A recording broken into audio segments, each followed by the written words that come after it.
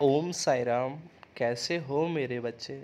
मेरे बच्चे, मैं जानता हूँ जीवन में तुम कई सारी परेशानियों का सामना एक ही साथ कर रहे हो, परंतु तुम निश्चिंत हो जाओ मेरे लाडले। मैं तुमसे कहीं दूर नहीं हूँ। जब तुम मुझे महसूस करोगे तो मैं वास्तविकता में ही तुम्हारे पास हूँ और हर हर पल तुम्हारे साथ हूँ। मेरे बच्चे, तुम मुझे 2 पल के लिए आंखें बंद करके महसूस करो। अगर मैं तुम्हें महसूस ना हो तो मेरे चित्र के सामने आके मुझे बताओ, मुझसे बातें करो। मेरा चित्र मेरे ही वास्तविक रूप के समान होता है और वही चित्र तुम्हें सब कुछ महसूस कराएगा। जो भी तुम्हारे साथ हुआ है वो मुझे आके बताओ। मैं तुम्हें बताऊंगा कि तुम्हें क्या करना है, कौन सी राह तुम्हारे लिए उचित है, इस परेशानी से तुम्हें कैसे निजात मिलेगा, किस राह पे चलोगे तो तुम्हें जल्दी ही सफलता की प्राप्ति हो जाएगी। परंतु तुम मेरे पास नहीं आते हो और अपने आप को वहीं से कोसते रहते हो और मुझे भी कोसते हो कि मैं नहीं हूँ, मैं सुनता नहीं हूँ। अरे एक पल मेरे पास आके तो देखो। तुम्हारे सारे कष्टों को ना हर लूँ तो कहना। मेरे बच्चे, एक जीवन की सच्चाई से भी मैं तुम्हें अवगत कराता हूँ। ये सब तुम भी जानते हो कि जो इंसान एक बार गिर जाता है तो उसे उठाने के लिए लोग कम आते हैं, उसे गिराने वाले अधिक आते हैं। उनमें कुछ अपने भी शामिल होते हैं, कुछ गैर भी शामिल होते हैं। अपनों की संख्या इतनी अधिक होती है उनमें मेरे बच्चों कि हम इतने नीचे गिर जाते हैं कि हम आसानी से फिर संभल नहीं पाते हैं। हमें अगर वहाँ उस स्थिति में अगर संभलना हो तो ये हमारा एक ध्यान, हमारे गुरु का ध्यान या हमारे इष्ट देव का ध्यान ही है जो हमें उस परिस्थिति से निकाल सकता है, उभार सकता है।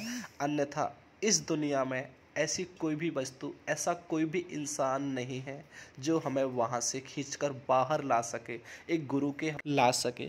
मैं जानता हूँ मैंने तुम्हें आज तक परखा ही है, मैंने बहुत परीक्षाएं ली हैं तुम्हारी, लेकिन ये भी तो सच है मेरे बच्चों कि मैंने तुम्हें कभी किसी के सामने झुकने और कभी किसी के सामने मजबूर नहीं किया है।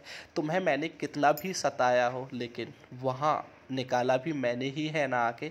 ऐसा नहीं है कि आज भी तुम उसी परिस्थिति में फंसे हुए हो जो 1 साल पहले फंसे हुए थे। ऐसा नहीं है ना। परिस्थितियाँ बदलती रहती हैं समय के अनुसार, क्योंकि ये कर्मों का फल होता है।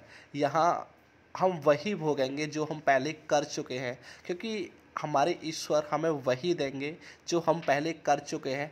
हमें अच्छा किया था हमने तो हमें अच्छा फल भोगने को मिलेगा, हमने बुरा किया था तो हमें बुरा अवश्य भोगने को मिलेगा। उसके लिए हम अपने ईश्वर की भक्ति करें या ना करें, अच्छे का फल हमें अच्छा मिलेगा और बुरे का फल हमें बुरा मिलेगा। इसलिए इस जन्म मरण के बंधन से मुक्त होने के लिए हमें अपने गुरु या अपने इष्ट देव की शरण को अपना लेना चाहिए। और हमारे गुरु हमारा इंतज़ार कर रहे हैं, इसलिए हमें हर चीज़ से इतना लगाव, इतना प्रेम अत्यधिक मात्रा में हमें नहीं रखना चाहिए। हमें जितना भी प्यार करना चाहिए, लगाव रखना चाहिए, मोह माया को त्याग कर अपने भगवान की शरण में रखना चाहिए, क्योंकि वही है जो हमें इस जीवन से, इस जन्म मरण से मुक्त करा सकते हैं। आज इतनी परेशानियों का सामना करते हुए आज मेरे कुछ भक्त सोच रहे थे कि बाबा हम आपकी पूजा कैसे करें। तो मेरे बच्चों, मेरी पूजा करने के लिए तुम्हें किसी भी कथन सामग्री की कोई भी आवश्यकता नहीं है। तुम्हें सिर्फ और सिर्फ मेरी पूजा भक्ति के लिए खुद भी हंसना है और औरों को भी हंसाना है। हमेशा मुस्कुराता चेहरा लेकर ही मेरे पास आओ, सबको खुश रखो, यही मेरी पूजा भक्ति है। तुम्हारे कुछ करने से या ना करने से कभी किसी के हृदय को कोई भी चोट ना लगे और वो कभी अपमानित ना हो। मैं अवश्य ही तुमसे प्रसन्न हो जाऊंगा। तुम कितने भी लाख जतन क्यों ना कर लो मेरे पास आकर बैठने के, अगर तुम्हारे हृदय में खोट है तो मैं तुम्हारी भक्ति को कभी भी स्वीकार नहीं करूँगा। तुम रात और दिन मेरी पूजा भक्ति करते ही क्यों ना रहो, अगर तुम्हारा हृदय एक नेक हृदय है तो अवश्य ही मैं स्वीकार करूँगा तुम्हारी भक्ति।